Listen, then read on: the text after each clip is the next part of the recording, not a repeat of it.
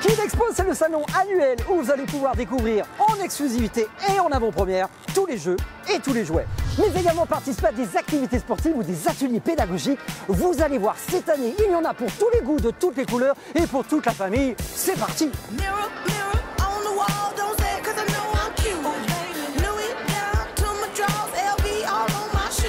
Alors là, on va démarrer très fort à Kid Expo.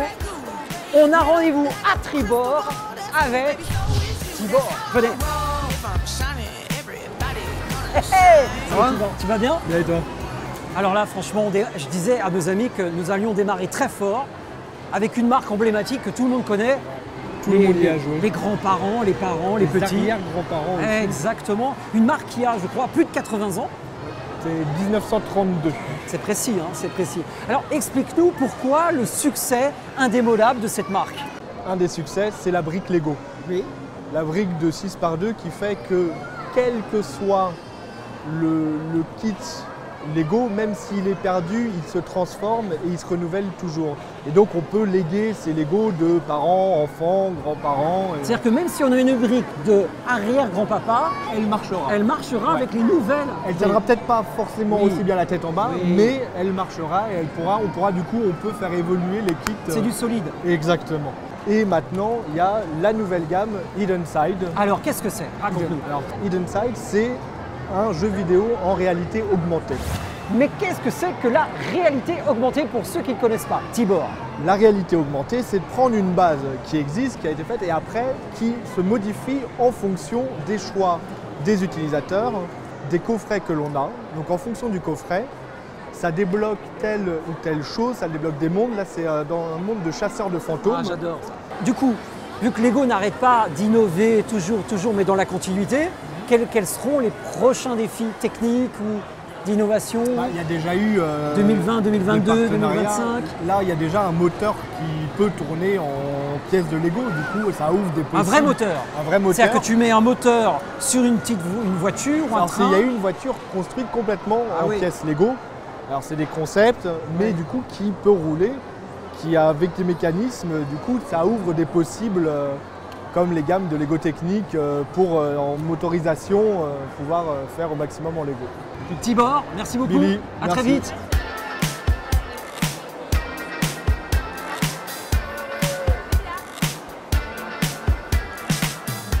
Bon, les filles, les garçons, c'est pas le tout. Kid Expo, c'est bien, mais ça donne faim. Et nous voici, regardez, devant ce qui va être probablement la plus grande pizza au monde. Enfin, la pizza en pâte à modeler, bien sûr. Exactement. On va essayer avec tous les enfants de la Kid Expo de reconstruire la plus grande pizza du monde en pâte à modeler Play-Doh.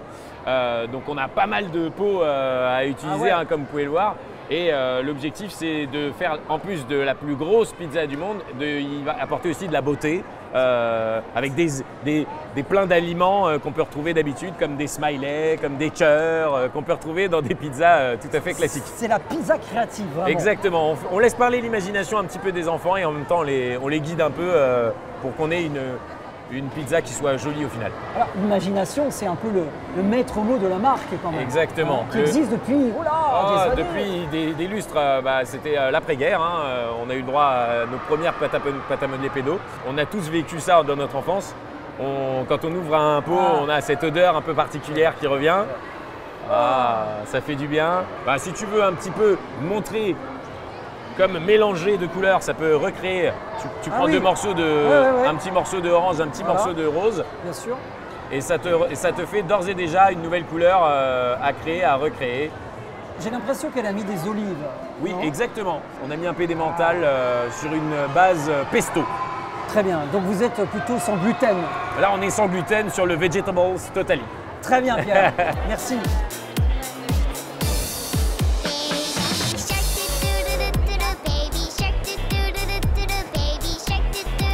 Eh bien oui, il n'y en a pas que pour les garçons, il y en a également pour les filles. Heureusement, regardez, je suis en très bonne compagnie, notamment avec Sarah. Applaudissements. Alors, il y a un phénomène depuis quelques années maintenant, eh bien, ce sont les nail bars. Les nail bars, ce sont des endroits pour les mamans qui vont se prendre soin d'elles, se faire les ongles, se faire pomponner. Et Sarah, là, en fait, on est dans un nail bar, mais version petite fille. C'est ça. En fait, le principe est simple. c'est du vernis tout simplement. Il n'y a aucun produit chimique à l'intérieur. D'accord, c'est du vernis qui ne Oui. risque rien pour les petites Qui filles. ne risque rien, qui part à l'eau si on frotte un peu. En fait, on pose juste le vernis, on attend que ça sèche à peu près 5 minutes. Ouais. Ensuite, on choisit le tampon qu'on veut. Un tampon, alors par exemple, là c'est des petits cœurs. C'est ça. Oui. On a juste à le mettre dans la machine. On a le petit trou à l'intérieur, on le passe. Bon, là ça va pas marcher parce que vous n'avez pas de vernis. Non. Très drôle. Et du coup, au final ça Wow. fait ça. Ah, c'est joli. Et il y a différents petits stickers. C'est On ça. peut choisir le sticker à thème, les cœurs, les Les licornes, licornes, les cœurs, flamants les- roses. C'est ça, les C'est magnifique, arcs-en-ciel. c'est magnifique. Ouais. Alors quand elle fait ça, les petites filles, en fait, C'est pour sécher. c'est pas pour nous dire de parler moins fort, c'est pour sécher le vernis. Voilà, c'est le nouveau truc à la mode. If I'm shining, everybody gonna shine. I was born like this, don't even gotta try. I like shot a nigga better over time. Et on se retrouve maintenant sur Radio Pitchoun. Qu'est-ce que c'est que Radio Pitchoun? Pour nous en parler, Laurent. Oh là là là. Bonjour Billy, comment tu vas? Super bien. Alors là, tu sais, ça me fait plaisir parce que moi j'ai démarré à la radio. J'étais tout petit comme eux. Enfin, pas comme eux, j'avais 13 ans. Mais j'ai démarré à la radio avant d'arriver à la télévision. Raconte-nous cette aventure de Pitchoun, comment c'est né?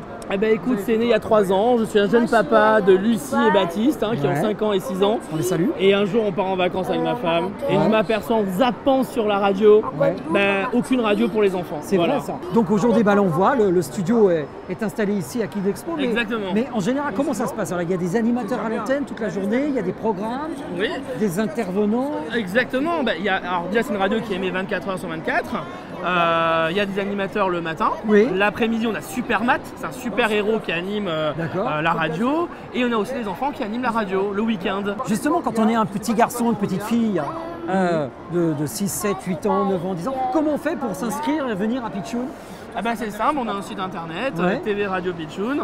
On va mettre prochainement en place une carte de membre. D'accord. J'irai pas à l'ancien, on Ouais. peut le dire, à l'époque du Club Dorothée. Club Dorothée, voilà. Et donc les enfants, on leur souhaite l'anniversaire tous les jours déjà à la radio et à la télé. Super. Mais aussi, on permet d'assister au tournage télé et radio chaque mercredi après-midi. Merci Lolo et à bientôt sur Radio Pitchoun.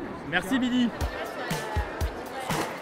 Voilà les filles, voilà les garçons, cette édition était incroyable au Kid Expo, on a vu beaucoup de choses. Malheureusement, on n'a pas eu le temps de tout voir, tellement il y avait de choses, tellement il y avait de monde, tellement il y avait d'enfants. Mais c'est sûr, on va revenir.